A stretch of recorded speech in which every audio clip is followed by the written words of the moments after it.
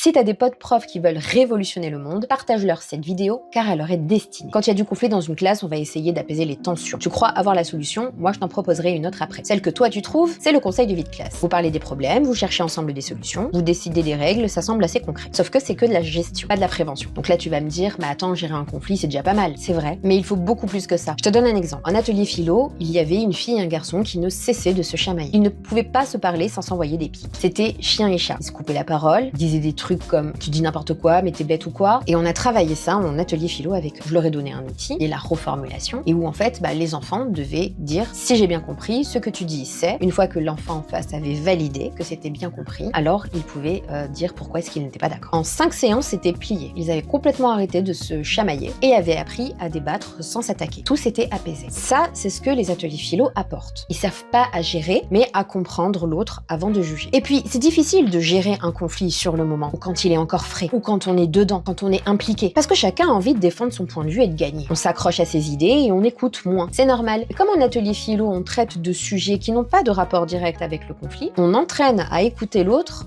d'une autre manière. Et ça leur permet de s'entraîner à comprendre les autres avant de les juger. Puis aussi à apprendre à les connaître, découvrir ce qu'ils pensent, comment ils pensent, pourquoi ils le pensent, et finalement peut-être à créer des affinités avec les personnes avec lesquelles on pense qu'on n'en a pas. Et ça, c'est des compétences essentielles pour gérer un conflit plus tard, sans s'écraser ni s'emporter.